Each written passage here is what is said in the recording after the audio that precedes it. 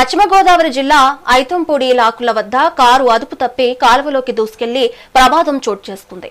ఈ ప్రమాదంలో 4 యువకులు గల్లంతయ్యారు. పెరివెలిలో వివాహానికి హాజరై తిరుగు ప్రయాణంలో ఉండగా ఈ ప్రమాదం జరిగింది. కారులో ఉన్న మట్టా సంతోష్ అనే యువకుడికి ఈత రావడంతో ప్రాణాలతో సురక్షితంగా బయటపడ్డాడు. గల్లంతైన లక్ష్మీభాను, రాజారాం, దుష్యంత్, సాయి సూర్యల కోసం పోలీసులు గాలింపు చర్యలు చేపట్టారు. నా పేరు మట్టా సంతోష్. తర్వాత వెళ్ళాం.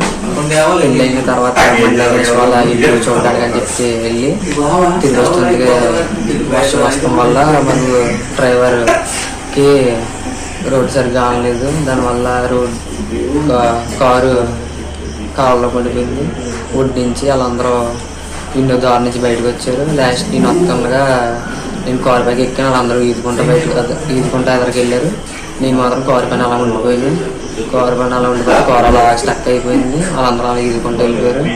నేను అలాగా కాపాడని నడిపితే ఇద్దరు బండి మీద ఆగి ఒకడు దిగి చెయ్యి సురితాను, నువ్వు ఊరికంటే నేను ఊరికాను, కానీ చెయ్యి అందలేదు. అలాగా నేను ప్రయత్నించాను. కొద్ది ఎదరికి అలాగ ఈదితే ఒక కొమ్మ తగిలింది. కొమ్మ పట్టుకుని ఆగితే ఆ పర్సన్ వచ్చి పైకి లాగాడు.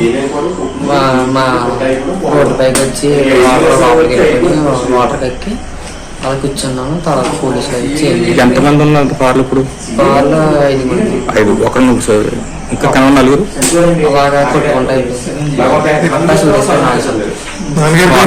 సుభాష్ చంద్రబోస్. కారు ఎవరు తీసారు? కారు కారు బయటకు వచ్చిందా?